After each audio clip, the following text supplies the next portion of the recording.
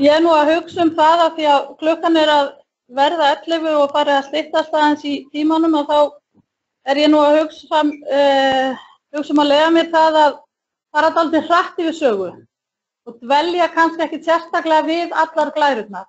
En bendi ykkur á það, að ég veit að þetta líka rosalega mikið að taka inn á stuttum tíma. Ég bendi ykkur á það að þetta verður sett á vef ráðuneytisins, Ferðamálastofu og Neytendastofu þannig að þið getið skoða glærurnar eftir á. Því ég heyri að það eru fullt af spurningum og vangaveltum og menn vilja ræða málin, þannig að við skulum gefa góðan tíma í það í lokin. Þannig að ég ætla bara að fara hratt yfir sögu. Þessi kynning sem ég fer yfir núna kynning sem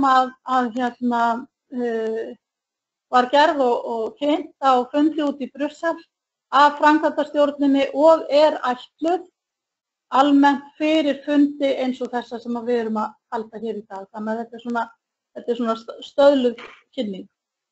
Eins og segi þarna, þetta bara aðeins farið yfir til hvers kynningin hugsuð og að henni ætlað að styðja við undirbúningsvinnu og innleiðingu. Nú, ég ætla ekkert að velja sérstaklega við þessa glæru vegna þess að hún Matthildur kom inn á þetta í sínu erindi þarna varðandi skilgreiningarnar og það búið að fara yfir það hér varðandi samtengdu ferðatillöguna og þarna í neðsta punktinum veki athygli á hugtakinu milliganga með markvissum hætti. Kom inn á spurninguna sem kom fram áðan og kemur betur fram í dæmaskýringum hér á eftir. Já, þarna dæmi sem ég ætla svo sem ekki að staldra við nema að vekja athygli ykkar á síðasta punktinu sem stendur þarna. Það sem segir til að milligöngu sé að ræða þarf að skoða við hvað aðstæður tilskipunin á við og söluaðilinn þarf að hafa ákveðið hlutverk. Þarna tekið dæmi af máli sem komu upp og það kannski einhverju lögfræðingar hér í salnum sem hafa áhuga á að skoða það. Þetta mál sem snerti líka tilskipunum rafræn viðskipti og var deilumál milli L'Oreal og eBay. Þetta þannig dæmi sem þið getið skoðað eftir á. Og þarna sem sagt samtengda ferðatilhögun skoðið í samhengi við þessa tilskipunum óréttmæta viðskiptahætti og þarna kemur þetta hugtak milligönguna og markvissum hætti. Ég heyra einhverja hlæja hér að þýðinguna á cookies. Þetta sem sagt löggilt ríkisþýðing á cookies, kom frá þýðingamiðstöð utanríkisráðuneytisins og sem sagt, mér fannst þetta svolítið skemmtilegt að þessu ákvæði hafi þetta þarna inni. Að sem sagt, cookies þýðir þýtt sem smígildi. Já, einmitt. Ég hefði alveg getað sleppt því að hafa þetta þarna inni og hafa bara cookies, en þetta var svolítið sniðugt, þannig að þess vegna hafi ég þetta kannski fyrir einhver að nota smígildi upp úr þessu. En þarna sem sagt nokkur atriði sem að tengja samtengdu ferðatilhögunni sem gagnlegt fyrir rekstraraðila til þess að nota, til þess að meta hvort sé að ræða samtengda ferðatilhögun og ég ætla ekki að vera að lesa þetta upp því hafið þetta þarna á glærunni, hvað átt við. Þessa mynd ætla ég ekki að gera tilraun til að útskýra, en hún hins vegar mjög gagnleg. Við sátum út á fund út í Brussel þegar hún var fyrst sett og ég jesúsaði mig yfir þessu, en þegar maður fer að skoða hana, þá hún mjög gagnlegur vegvísir, það hægt að setja inn tiltekin dæmi og sjá eins og þarna pakkaferð selt á heildarverði, þá leiðir taflan því áfram, já, nei og til hvaða niðurstöðu kemst, hvort það samtengd ferðatilhögun eða ekki. Þannig að þið skoðið þetta bara eftir á, en þessi tafla þessi skýringamynd mjög gagnleg fyrir aðila til þess að átta sig á þessu. Og þarna sem sagt áfram skýring á samtengdri ferðatilhögun og þarna í raun og veru neðst á glærunni, það sem telst vera innan gildissviðs tilskipunarinnar og utan gildissviðs. Það fara aðeins yfir þetta því þetta eru mikilvægir þættir og koma í skýringarmyndum hér eftir á. Það sem að telst vera innan gildissviðs tilskipunarinnar þá tilvik þar sem að neytandi hvattur til að ganga til tvennra kaupa innan sama bókunarferils á vefsetri. Og neytandi hvattur til að ganga til tvennra kaupa í white labeling þar sem fleiri en einn rekstraraðili að baki einum sölustað. Síðan kemur það sem fellur utan gildissviðs og það þá að bókunarferli lýkur án þess að það komi eitthvað viðbótartilboð til mín sem að sitt og að bóka. Það til dæmis tilvik þar sem að neytandi smellir á einhvern opinn flipa til að ganga frá öðrum kaupum síðar eða skilur forritið eftir opið í kjölfar fyrstu kaupa og það myndi þá ekki uppfylla skilyrðin og kemur dæmi að því á eftir.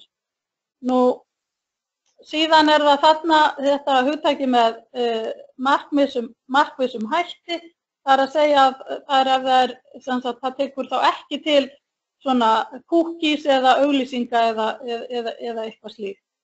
Það þetta bein þýðing þarna innan gildissviðs verður innihald tilboð sem meira en bara viðeigandi, þetta ekki góð íslenska, ég viðurkenni það, og utan gildissviðs, þarna eitt nýtt skemmtilegt nýyrði íslenskt, það sprettiglugginn, það pop-up og það þá þessi smíld eða lýsigögn með þetta sem til hliðar sem væri þá utan gildissviðs.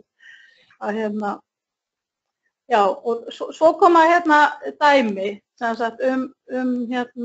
tilfelli sem myndi falla þá undir tilskipunina.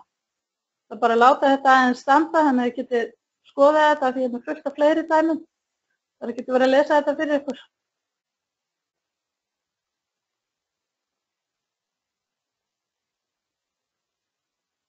Það milligangan sem lykilhugtak þarna. Ef þú hefur milligöngu framhald á bókunarferlinu, þá það innan gildissviðs. Já, svo ég ætla að klára að því nú kemur eitt utan gildissviðsstórið að þá þarna neytandi leigir hótelherbergja á Washington Mayfair Hotel Lundunum. Þegar hann fær staðfestingu á bókunni, smellir hann á einn af flipunum fyrir ofan til að athuga með flug. Og þarna bara, þið vitið, þetta bara svona almennt. Þetta bara auglýsing, þetta svona cookie, það ekki verið að hafa beina milligöngu. Þannig að það engin milliganga, þetta bara hlutlaus auglýsing, hann býður á hlutlausan hátt, alls konar aukaefni. Þannig að þarna myndi þetta væri þá utan gildissviðs. Það eru fleiri dæmi á eftir. Varstu með spurningu, Þór? Já, hún kannski látið tengt þess í bestu spilveiknum að maðurinn þegar að tóki. Þá viðstæður og þá hluti. Það gildir þetta í þannig að hún kemur aftur inn á þessa heimsíðu og eftir með. Já, en það eins og Matthildur kom að í sinni kynningu að það flytjast ekki upplýsingarnar þig, skilur, það ekki nafnið þitt, heimilisfang, kreditkortanúmer og annað sem flyst á milli, það það slóðin þín. Það sést að Þórir fór þarna inn, en það fluttust engar beinar upplýsingar Þórir þarna á milli. Það nafn á móti, greiði viðkomandi greiðir fólkum til sem að komið á forrið. Já, það skiptir engu máli í þessu samhengi. Þetta fellur utan gildissviðs að bara lita á hvað það gerir til tvennu lagi. Það bara auglýsing frá hóteli, þú getur farið þarna inn og skoðað og svo getur þú farið út og komið kannski aftur 2 dögum seinna og bókað þá eða bókað ekki. Þetta ekki samtengt, þetta telst utan. En hins vegar hefur gert eins og Matthildur var að lýsa í sinni kynningu, hefði verið virk milliganga, upplýsingarna flust á milli, þá hefði verið annað að ræða. En líka ef að auðvitað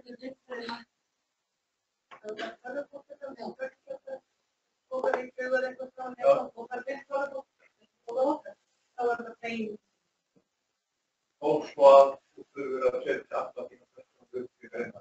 Þá það samþykja reglum, en ef að persónur fyrst í með. Þannig að þetta er svo hægt að hugsa. Ef þið er að segja, sko, við erum með auglýsingar. Og margt fólk það. Já, það gæti að veita þess að það er samfélag. Þá þarf við ekki aftur mjög tímt, en það gæti eina skólaring, en við leikir. En það er þetta talað. Þetta er að býða þetta á þetta. Já. Einfallega. Þarna eru, ég ætla bara, ég ætla að klára kynninguna, rúlla dæmunum í gegn og svo skulum við taka spurningarnar. Þarna er dæmi sem að myndi falla innan gildissviðs og skýri sig að öllu leyti sjálft. Ég er ekki að fara í gegnum það. Og þarna er svipa dæmi sem að myndi þá falla utan gildissviðs. Þarna er engin milliganga og það er sambarlegt við því að það sé nota hana flipan. Það er að segja að neytandinn gengur frá, eða ferðamaðurinn, hann gengur frá fluginu gegnum söluskrifstofu, kemur svo seinna, nokkur dögur seinna og gengur frá sínum viðskiptum og það er þá ekki samþykkt. Og þarna er líka áfram dæmi sambærilegt og þá dæmi sambærilegt sem að væri þá utan gildissviðs.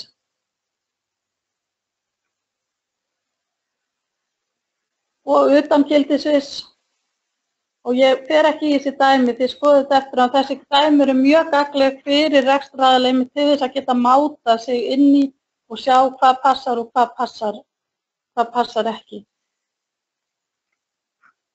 Og þarna er áfram dæmi utan gildissviðs og innan gildissviðs og þarna kemur þetta bæði með markvissum hætti og þessi tímatakmörk innan 24 tíma utan að það er þá meira en 2 sólarhringar sem að þurfa að líða.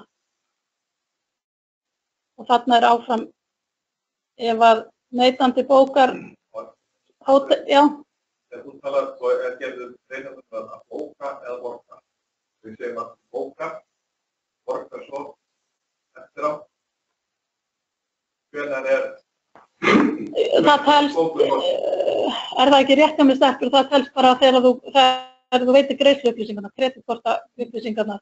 Það er ekki, skilur þú bóka, ef þú gefur engar upplýsingar það að þú eftir að innleysa bókunina með einhverjum hættum eða greiða, þá er það ekki. Fylgir bókunum út, sparta, fyrir allt saman. Já. Söluðarinn setur bara delay á þetta, greiðsla, það er ekki verið næstu 24 tíma, þegar þá veit það ekki. Nei. Og að greiða þá ekki fyrir næstu 24 tíma. Samtímur með gerður innan. Það er ekkert þetta. Er það samtímur eða er það greiðsla? Eða er þetta ferðið? Og greiðslan gæti þess vegna átt að skada, ef við ekki farið þetta. Jú. Ég ætla. Já, þarna er sem sagt mat á pakkaförum sem innihalda aðra ferðatengda þjónustu og áfram dæmi sem sagt það sem er innan og utan. Ég held að mér sýnist að það brenni spurningar hér á mannskapnum. Þannig að ég ætla bara að þakka fyrir okkur í bili og við skulum taka niður spurningar og reyna að svara þeim eftir bestu getu. Það er ekki víst að við getum svarað öll og við erum búin hér í vinnuhópum að senda ótal spurningar út til Brussel, þá svör við sumum en öðrum ekki. Þessi vinna er í gangi og það er rosalega mikil gerjun og það er alveg ljóst að það munu koma upp dæmi sem að verður hreinlega bara að fá sem sagt einhver dómafordæmi því að það verður margt svona á gráu svæði. Þetta er bara þess eðlis. En við skulum reyna að gera okkar besta að svara þeim spurningum sem að komu upp og bara eitt praktist að við komum spurningar og svör og bara slítið fundinum. Eru örugglega allir búnir að skrifa sig á listan sem við ganga nöfn og netfang. Og svo var kynningarefni frá Evrópusambandinu sem ég lét líka ganga og ef einhver ekki búin að taka það ekki tekið á því farið.